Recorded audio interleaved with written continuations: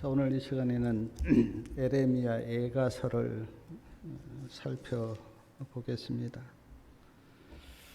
에레미야 다음에 애가서가 있는데 애가는 슬픈 노래입니다. 에레미야가 불렀던 슬픈 노래. 에레미야 애가서를 보면 하나의 특징을 좀 발견할 수가 있는데 1절이 22절로 되어 있고요. 2절도 22절입니다. 3절은 22절의 3배수인 66절로 되어 있고요. 4장도 22절로 되어 있고 5장도 22절로 되어 있습니다. 1장과 2장과 4장과 5장은 22절로 똑같이 되어 있고 3장만 66절로 되어 있어요. 제가 이렇게 찾아보니까 우연히 이렇게 된 게 아니고 히브리어 알파벳 숫자가 22자래요. 예를 들어 우리나라 기억, 니은, 티 그 알파벳이 있잖아요.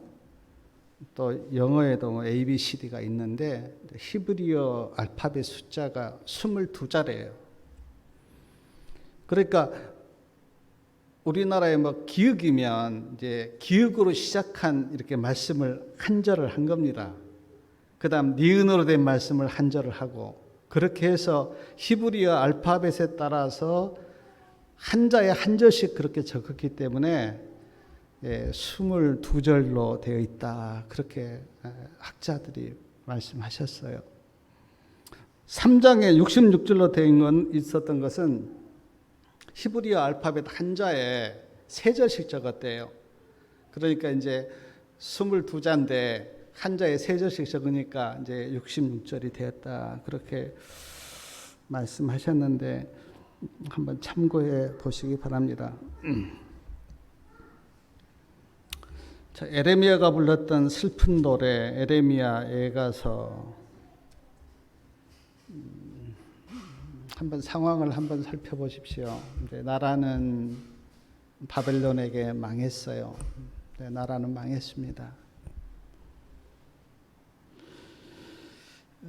모든 백성이 다 포로로 붙잡혀간 건 아니지만 그러나 많은 백성들이 포로로 붙잡혀 갔습니다. 전쟁에서는 많은 사람들이 죽었어요. 예루살렘 성전은 파괴되었습니다. 성벽도 무너졌어요. 그리고 많은 집들이 불에 탔습니다. 이런 그 처참한 상황을 보고 어떻게 슬픈 노래가 나오지 않을까? 아마 저 같아도 슬픈 노래를 부를 수밖에 없는 그런 상황이 아니었을까 하는 생각을 해보았어요. 그래서 지금 에레미야가 애가 슬픈 노래를 부른 겁니다. 에레미야 애가 1장 1절은 이렇게 시작합니다. 슬프다 이성이여. 슬프다.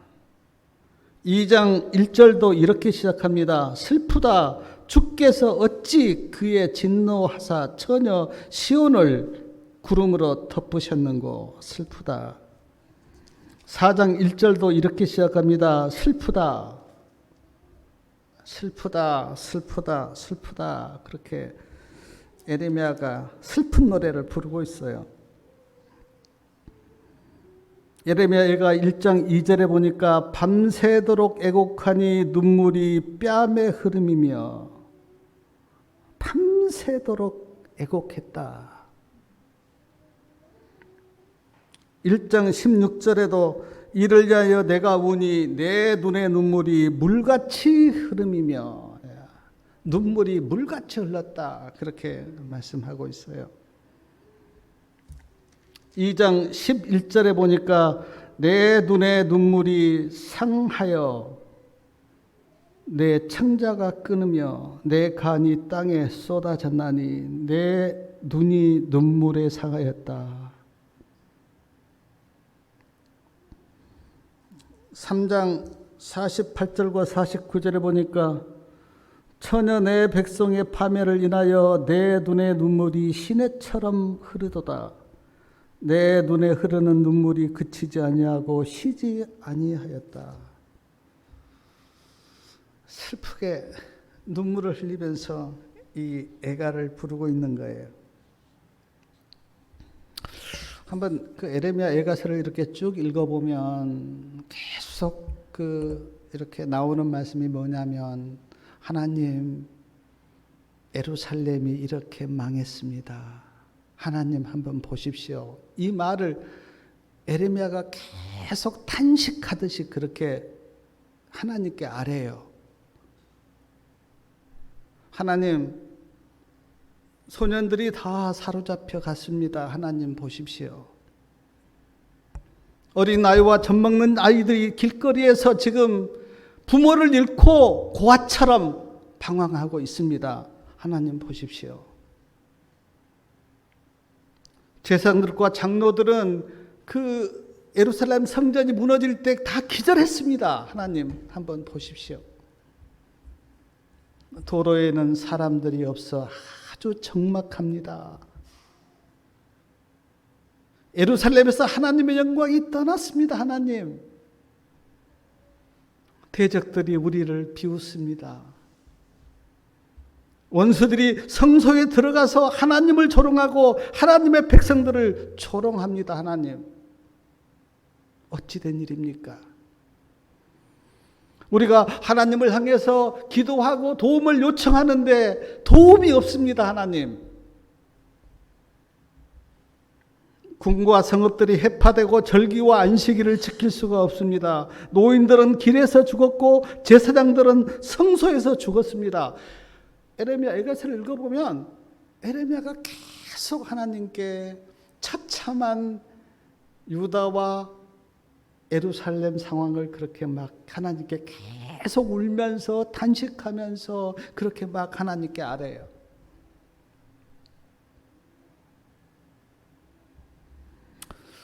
사랑하는 여러분, 우리도 막 그 어려움이 닥치고 힘들면 하나님께 막 기도하면서 아뢰잖아요.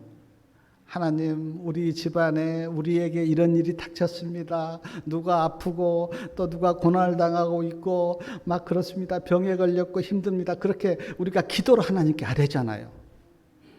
그것처럼 에레미야가 그 처참한 정말 애가를 부르면서 눈물을 흘리면서 탄식하면서 원망하면서 때로는 하나님께 그렇게 아뢰요. 하나님이 모르십니까? 다 알고 계시죠. 우리보다 더 하나님께서 자세히 알고 계시죠. 근데 에레미야 애가서를 읽어보면 에레미야가 마치 하나님이 모르는 것처럼 그렇게 그 예루살렘 형편을 다 그렇게 이야기하는 것을 볼 수가 있어요.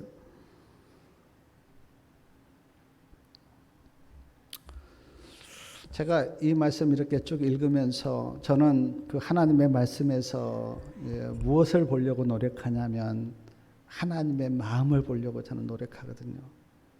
근데 에레미야 애가서를 쭉 읽어보면 에레미야가 막 슬퍼하고 눈물을 흘리고 하는데 저는 여기에서 하나님의 슬픔을 보고요, 하나님의 눈물을 보고요, 하나님의 마음을 봐요.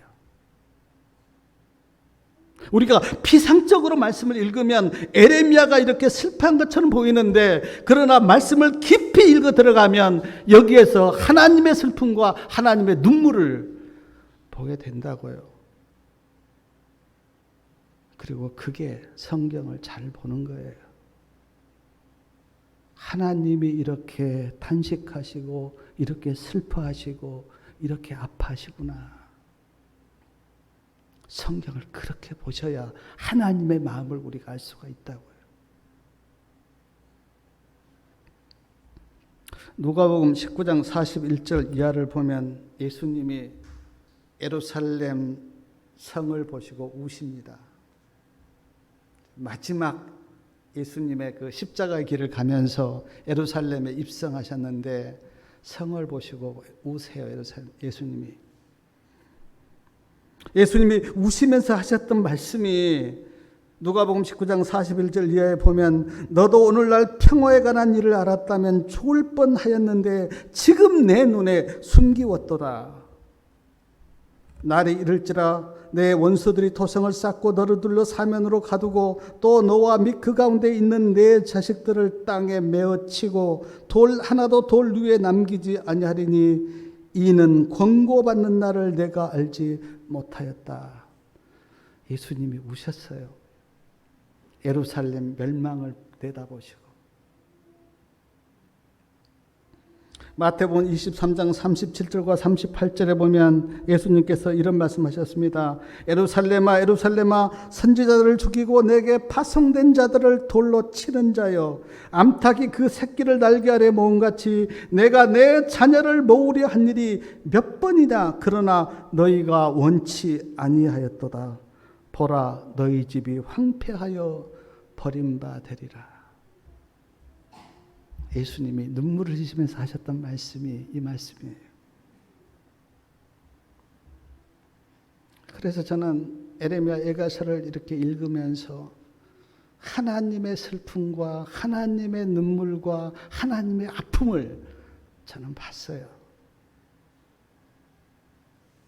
이스라엘 백성들이 죄를 졌기 때문에 당연하다가 아니라 하나님께서는 심판 가운데서도 하나님께서 흘리시는 그 아픔과 눈물을 우리가 성경에서 보게 된다고요.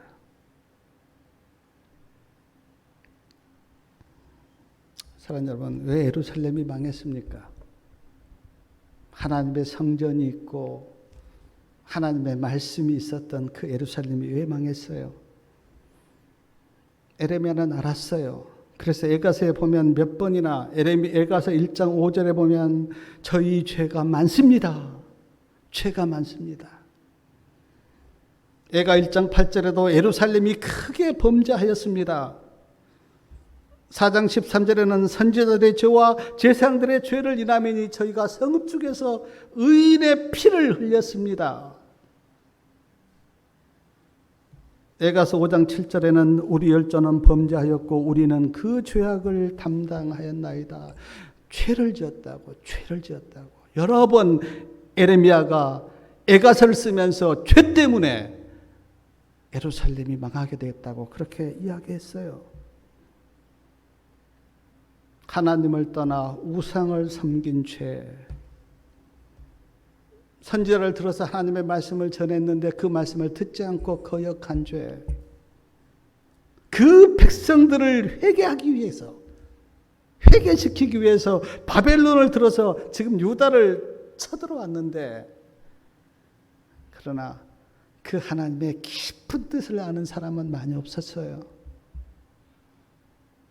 왜 하나님을 믿는 우리가 이렇게 망하지?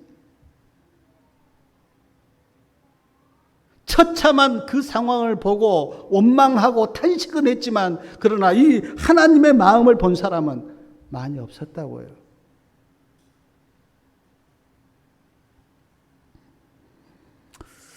저는 에레미야 예가서를 이렇게 읽으면서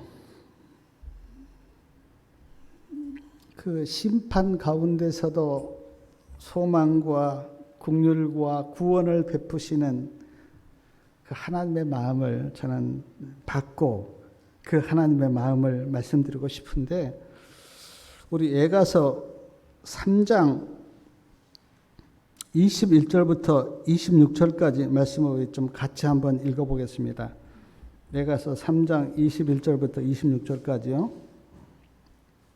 자, 말씀을 같이 읽습니다. 중심에 회상한 즉 오히려 소망이 있사오면 여호와의 자비와 공율이 무궁하심으로 우리가 진멸되지 아니함이니이다. 이것이 아침마다 새로우니 주의 성실이 크도소이다. 내 심령에 이르기를 여호와는 나의 기업이시니 그러므로 내가 저를 바라리라 하도다. 무릇 기다리는 자에게나 구하는 영혼에게 여호와께서 선을 베푸시는도다. 사람이 여호와의 구원을 바라고 잠잠히 기다림이 좋도다. 참 처참한 상황 가운데서도 지금 에레미야가 고백하기를 소망이 있습니다. 소망이 있습니다. 왜 소망이 있습니까? 22절에 여호와의 자비와 긍휼이 어때요? 무궁하시기 때문에 소망이 있습니다. 그러면서 23절에 이것이 아침마다 새로우니 주의 성실이 크도소이다. 아침마다 새롭게 느껴져요. 왜요? 날마다 하나님의 자비와 긍휼을 경험하고 하나님을 내가 알아가기 때문에 아침마다 새로워요. 어제보다는 더 오늘이 하나님을 내가 알아가고 하나님의 자비와 긍휼을 내가 기억하기 때문에 아침마다 새로워요.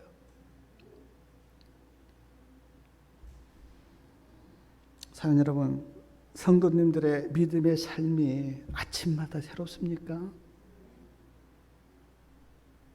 하루하루 하나님을 알아가는 그 마음이 새롭고 어제보다 오늘 내가 더 하나님을 알아가기 때문에 오늘이 새롭고 오늘보다 내일 더 하나님을 알아가니까 내일이 새롭고 에레미야가 그렇게 고백한 거예요. 아침마다 새롭습니다. 하나님의 자비와 긍휼을 내가 경험하고 기억하기 때문에. 그러면 신앙이 왜 그렇게 따분하고 지루합니까? 아침마다 새로운데, 마음이 새로워지는데.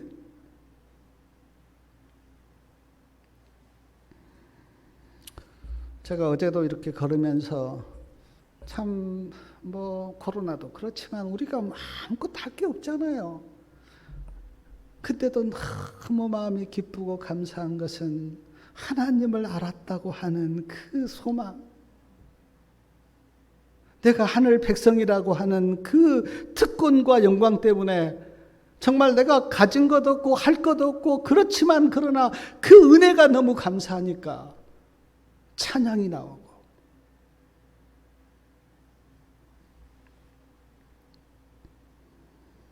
24절에 보니까 내 심령에 이르기를 여호와는 나의 기업이시니 그러므로 내가 주님을 바라봅니다. 사람들이 땅이 하나님이 주신 기업이야. 자녀들이 하나님이 주신 기업이야. 맞죠? 자녀가 하나님의 기업이고 땅이 하나님의 기업이지만 그러나 우리가 받을 수 있는 기업 중에 최고의 기업은 하나님 자신이에요. 하나님이 나에게 기업이에요. 우리가 성경을 이렇게 아브라함을 보면 하나님께서 아브라함에게 가나안 땅을 주겠다 그렇게 약속하셨어요.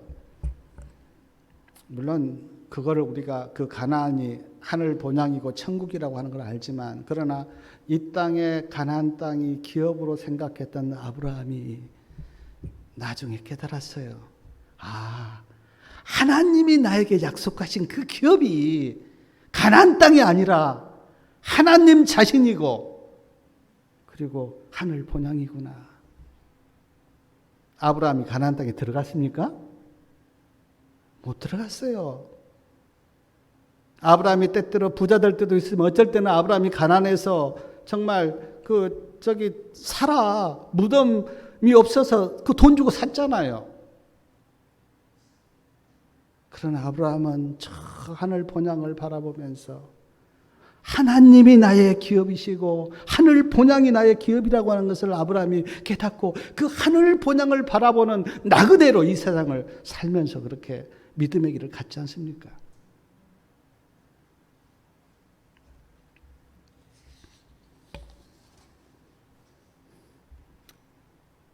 (25절에) 보니까 무릇 기다리는 자에게나 구하는 영혼에게 여호와께서 선을 베푸시는도다.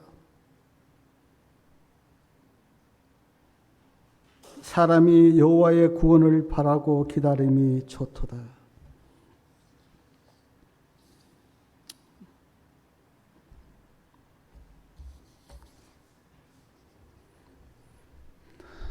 저는 그 주의 성실에 대해서 이렇게 말씀을 쓰면서 생각해 봤는데 참 주님께서 성실하셔서 끊임없이 나에게, 나 같은 죄인에게 궁의와 자비를 베푸시는 그 주의 성실하심. 우리 같으면 얼마나 변덕이 심합니까? 에? 오늘 좋았다가 또 뭐 내일 또 안 가죠. 오후에 또 기분 나빴다가. 근데 그 주의 성실, 여기 보니까 주의 성실하심. 끊임없이 나를 사랑하시고 나에게 자비와 궁의를 베푸시는 그 하나님의 성실하심, 그것 때문에 우리에게 소망이 있는 것 아니에요?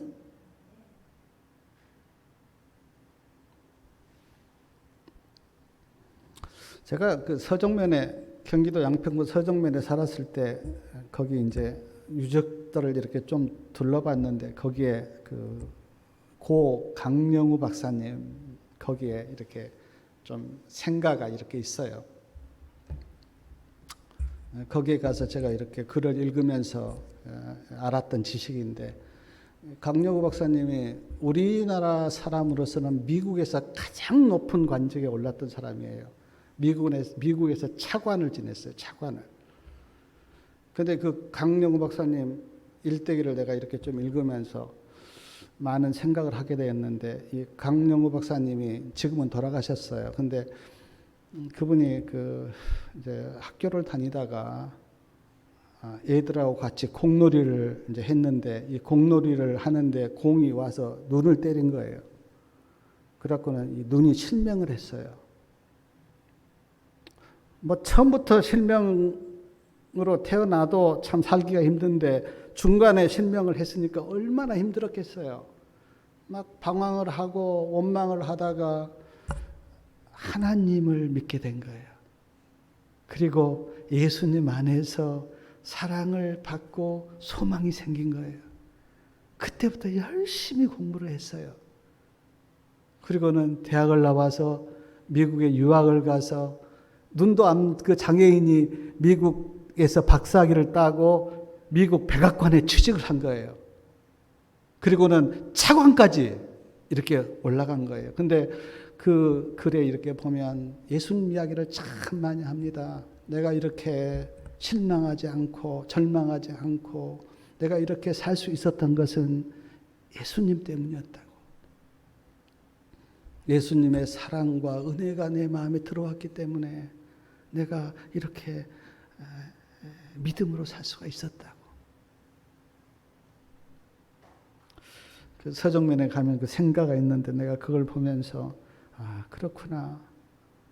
아무리 뭐 장애인이고 환경이 어려워도 예수님이 심령에 들어가니까 절망하지 않고 그렇게 꿋꿋하게 열심히 그렇게 살구나 하는 생각도 해봤는데, 에레미야 예가서를 읽으면서 그 강영우 박사님 생각이 난 거예요. 그렇구나. 인간적으로 보면 너무나 암울하고 슬픈 이 상황에서도 에레미야는 소망을 이야기하고 하나님을 바란다 그러고 구원을 바란다 그러고 여호와께서 주의 성실이 크다고 그렇게 이야기하면서 소망과 희망을 주고 있구나.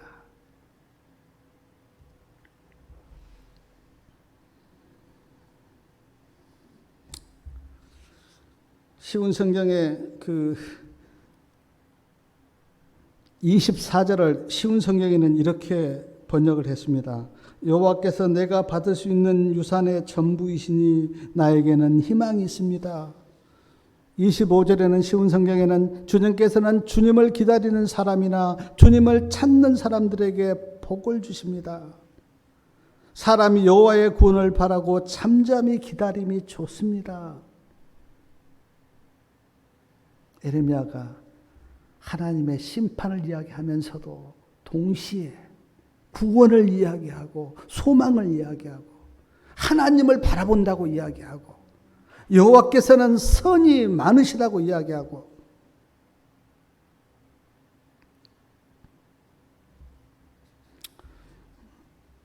에레미야 예가 3장 31절부터 33절까지 말씀을 좀 같이 보겠습니다. 31절부터 33절까지요. 이는 주께서 영원토록 버리지 아니할 것이며 저가 비록 근심케 하시나 그 풍부한 자비대로 긍휼히 여기실 것임이니라. 주께서 인생으로 고생하며 근심하게 하심이 본심이 아니시로다. 영원토록 주께서 버리지 아니하실 것이다. 주께서 안 버리시죠. 우리가 주님을 떠난 것이지. 우리가 주님을 떠난 것이지. 비록 근심케 하시나 그 풍부한 자비대로 긍휼히 여기실 것임이라. 주께서 인생으로 고생하며 근심하게 하심이 본심이 아니다. 사랑 여러분, 왜 우리가 근심하면서 삽니까? 고생하면서. 하나님이 본심이 아니라 그랬는데 우리가 하나님을 떠난 거죠. 우리가 하나님의 말씀에 불순종한 거죠. 만약 인간이 죄를 짓지 않고 에덴 동산에 살았다면 근심이 어디 있으며 고생이 어디 있습니까? 행복하게 기쁘게 살 건데 하나님을 떠나서 하나님의 말씀에 불순종하고 그렇게 살았기 때문에 인간에게 근심이 찾아오고 고생이 찾아온 거죠. 그래서 우리가 하늘 보좌에 가서 모든 것이 회복된 그때는 근심이 없다 그랬잖아요. 고생이 없잖아요. 계시록 21장과 22장에 보면 그 에덴이 회복된 그때는 슬픔과 근심이 없다고 그렇게 이야기했잖아요. 그러므로 사랑하는 여러분, 힘들고 그것도 원망하지 마세요. 다 그거 우리 때문이에요. 그거 하나님 때문이 아니에요. 우리가 하나님을 떠나서 불순종했기 때문에.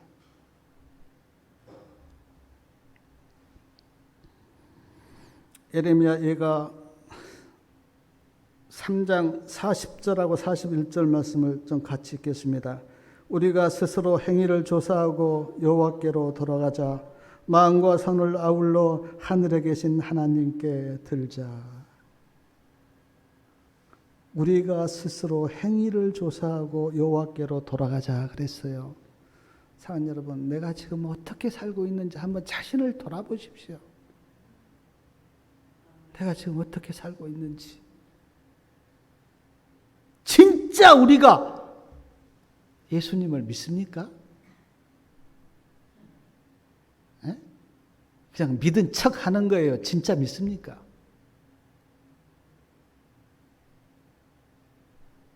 우리가 스스로 나를 돌아보자. 그리고 하나님께로 돌아가자. 마음과 손을 아울러 하늘에 계신 하나님께 들자 그랬는데 세번역에는 이렇게 되어 있습니다. 하늘에 계신 하나님께 우리 마음을 열고 손을 들어서 기도하자. 하나님, 손을 들어서 기도하자는 거예요.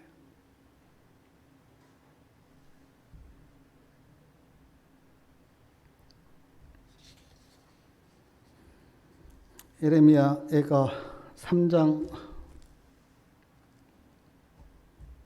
55절부터 한번 말씀 좀 같이 읽겠습니다. 55절부터 62절까지 말씀을 한번 읽겠습니다. 아마 예레미야 예가서를 잘 안 읽을 거예요. 그래서 제가 지금 자꾸 같이 읽자 그러는 거예요. 예레미야 예가 3장 55절부터요. 여호와여, 내가 심히 깊은 구덩이에서 주의 이름을 불렀나이다. 주께서 이미 나의 음성을 들으셨사오니 이제 나의 탄식과 부르짖음에 주의 귀를 가리우지 마옵소서. 내가 주께 아랫날에 주께서 내게 가까이 하여 가라사대 두려워 말라 하셨나이다. 주여, 주께서 내 심령의 원통을 펴셨고 내 생명을 속하셨나이다. 여호와여, 나의 억울을 감찰하셨사오니 나를 위하여 신원하옵소서. 저희가 내게 보수하며 나의 모해함을 주께서 다 감찰하셨나이다. 여호와여, 저희가 나를 회파하며 나를 모해하는 것 곧 일어나 나를 치는 것의 입술에서 나오는 것과 종일 모해하는 것을 들으셨나이다. 내가 주의 이름을 불렀다, 그렇게 고백합니다. 깊은 구덩이에서 내가 주의 이름을 불렀나이다. 주께서 나의 음성을 들으셨습니다. 나의 탄식과 부르짖음에 주의 귀를 가리우지 마옵소서. 주님께서 내게 가까이 와서 두려워 말라 그렇게 말씀하셨습니다. 내 원통함을 펴셨고 내 성명을 주님께서 구원하셨습니다. 에레미야의 고백이 얼마나 감동적인지 몰라요. 나의 억울함을 주님께서 감찰하셨습니다. 내 원수를 주님께서 갚아주셨고 내가 어떤 고난과 어떤 어려움이 당하고 있는지 주님께서 다 들으셨습니다. 사랑하는 여러분, 하나님이 이런 분이에요. 우리의 마음도 다 아시고 우리의 처한 상황도 주님께서 다 아시고 내가 얼마나 힘들고 어렵게 살아가는 것도 주님께서 다 보고 계시고 다 알고 계세요. 다 알고 계세요. 하나님이 이런 분이에요. 제가 참 안타까운 게 하나님은 이런 분인데 지금 에레미야가 고백하듯이 내 음성도 들으셨고 내게 가까이 와서 두려워 말라 그렇게 말씀하셨고 57절에 내 원통함을 풀어주시고 그런 분인데 에레미야 시대도 오늘 이 시대도 사람들이 하나님을 몰라요. 하나님이 어떤 분인지 모르는 거예요.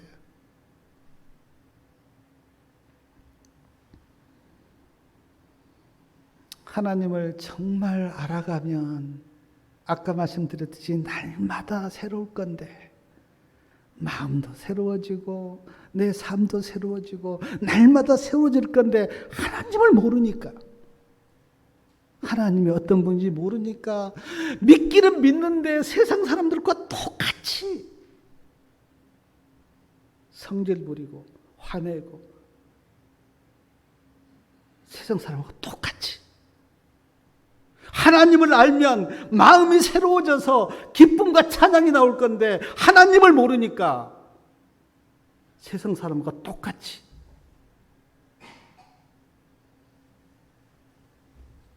솔직하게 하나님을 믿는 내 자신을 보면서 슬프지 않습니까? 내가 10년, 5년, 20년, 30년 하나님을 믿었는데 지금 내 모습이 너무 처량하지 않습니까? 저는 진짜 딱 화를 내고 내 자신을 돌아보면 내 모습이 너무너무 처량하고 슬퍼서 하나님 나를 불쌍히 여겨달라고.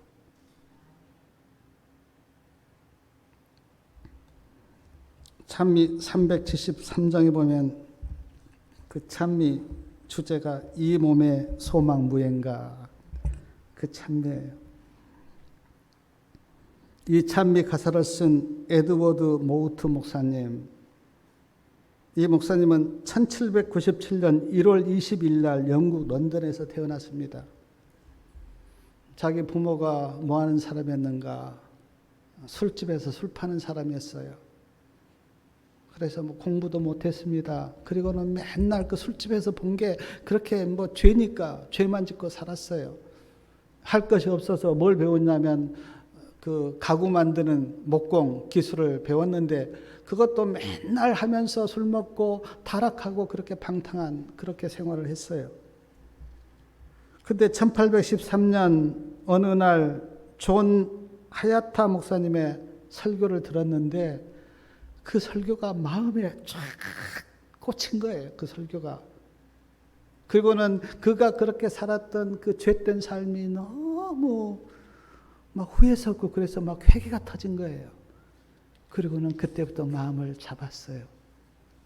그리고는 하나님을 믿기 시작했고 성경을 보기 시작한 거예요. 열심히 가구를 만들어서 팔면서 하나님을 열심히 믿었어요. 그리고 신학도 공부를 했어요. 1834년 어느 날 내가 하나님을 위해서 시를 쓰고 싶다라고 해서 시를 썼는데 그 시가 이 몸의 소망 무엔가 그 찬미가 가사예요. 얼마나 하나님을 믿는 그 열망이 마음속에 불탔던지 자기 가구 공장을 팔아서 교회를 세웠어요. 그리고는 21년 동안 거기서 사역을 한 거예요. 이 몸의 소망 무엔가 제가 한번 찬미 가사를 읽어볼 테니까 이 목사님 모우트 목사님이 쓴 그 찬양시 그게 어떤지 한번 조용히 들어보십시오. 이 몸의 소망 무행가 내 주의 보혈뿐일세. 주 예수밖에는 이름밖에는 마음 붙일 곳이 없도다. 주 예수 반석되시니 그 위에 내가 서리라. 그 위에 내가 서리라. 비바람 불고 어두운 밤 큰 물결 높이 설렐 때 내 주의 크신 은혜에 내 배에 닻을 두리라. 주 예수 반석 되시니 그 위에 내가 서리라. 그 위에 내가 서리라. 뜬구름 같은 세상에 내 온갖 소망 끊길 때 내 주의 언약 믿으면 내 소망 더욱 크리라. 주 예수 반석 되시니 그 위에 내가 서리라. 그 위에 내가 서리라. 주 예수 재림하실 때 이 몸을 거둬주시리. 내 주의 의를 힘입어 그 보좌 앞에 서리라. 주 예수 반석 되시니 그 위에 내가 서리라. 그 위에 내가 서리라.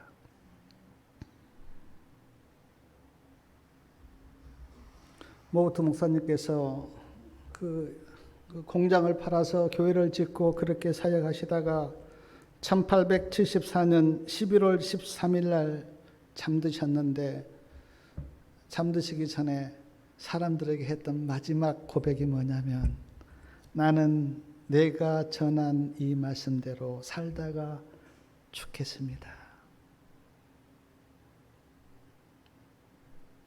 저는 솔직히 이렇게 말씀을 전한 사람 아닙니까? 하나님의 사랑도 하나님의 공의도 하나님의 심판도 성경에 있기 때문에 이야기하는데 말씀을 전하고 어떨 때는 마음이 좀 허전할 때가 있어요. 왜냐하면 나는 내가 전한 이 말씀대로 사는가?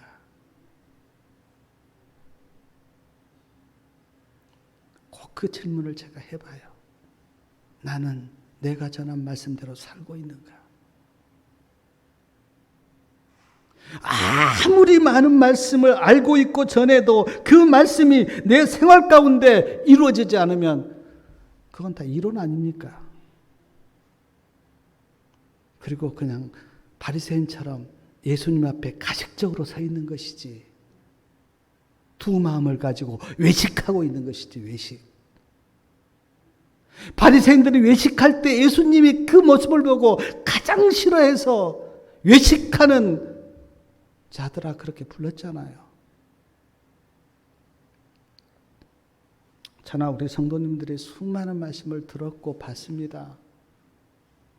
근데 그 말씀이 나에게 내 생활 가운데 이루어지지 않으면 우리의 신앙이 뭡니까 이거죠.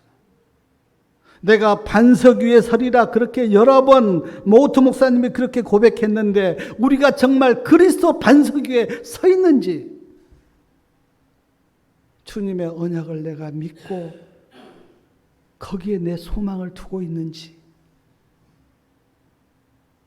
내 마음을 예수 그리스도 안에 그렇게 붙들고 있는지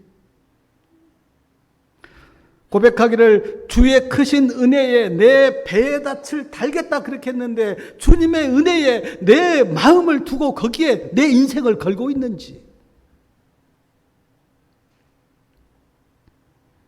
나는 내가 전한 대로 살겠습니다.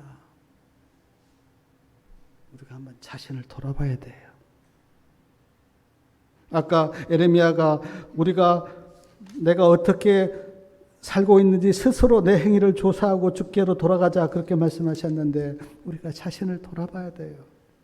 특별히 안식일에 내가 한 주일 동안 어떻게 살았는가? 주님과 동행했는가?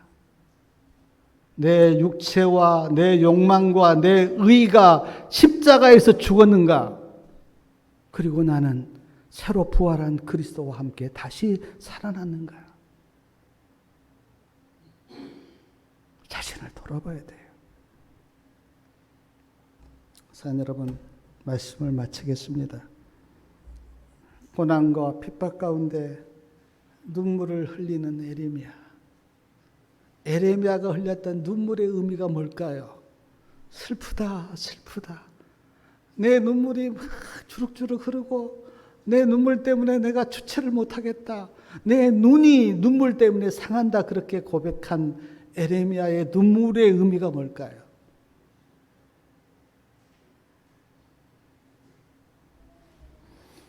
제가 어느 책에 보니까 에레미야는 애굽으로 끌려가서 애굽에서 마지막 생애를 마감했다. 그렇게 나와 있던데 저는 잘 모르겠습니다. 그러나 에레미야가 그 생애를 애굽에서 마감했다. 그렇게 봤어요. 에레미야가 많이 외쳤던 말씀이 뭐냐면 바벨론도 의지하지 말고 애굽도 의지하지 말고 오직 하나님만 우리가 의지하자. 그렇게 에레미야가 외쳤는데 이스라엘 백성들이 듣지 않고 바벨론으로 끌려가고 애굽으로 끌려가고 하나님을 믿는 하나님을 섬기는 백성들의 그 초라하고 그 슬픈 모습을 보면서 에레미야도 애굽으로 끌려가서 생애를 마감했다고 하는데, 그러나 에레미야의 죽음과 이스라엘 백성들의 죽음이 다른 것은 에레미야는 에레미야 애가에서 이야기했듯이 나에게는 소망이 있습니다. 나는 주님을 바라봅니다. 주의 성실이 큽니다라고 고백한 그 에레미야의 죽음은 주님 안에서 죽은 죽음이지만, 그러나 하나님을 떠나서 우상을 섬기고 불순종한 이스라엘 백성들의 죽음은 그건 뭡니까? 사랑하는 성도 여러분, 우리가 이 세상을 살면서 슬픔과 고난과 아픔과 힘든 것은 예수를 믿는 사람이나 믿지 않는 사람이나 다 똑같지만, 그러나 우리의 소망과 우리의 마음을 하나님께 두고 하나님 안에서 여러분의 삶의 그 인생을 잘 마치시기를 바랍니다. 그것이 다른 거예요. 우리가 예수 믿는다고 우리 몸이 변한 건 아니에요. 우리 몸은 똑같아요. 그러나 우리의 마음은 주의 성실이 크심으로 날마다 새로워지는, 이 세상 사람들이 느낄 수 없는 그 희망과 그 소망과 그 감사와 그 찬양이 내 마음을 새롭게 할 때, 그게 진짜 예수 믿는 거고, 그것이 나에게 느껴질 때 우리의 삶이 달라진 거예요. 사랑 여러분, 예수님 안 믿는 사람처럼 살지 마시고 정말 예수님 믿는 그 기쁨과 소망 가운데서 여러분의 삶이 정말 행복하고 기쁘기를 바라고, 특별히 하나님 마음에 모시고 믿음으로 사시는 그런 성도님 다 되시기 바라면서 말씀을 마치겠습니다.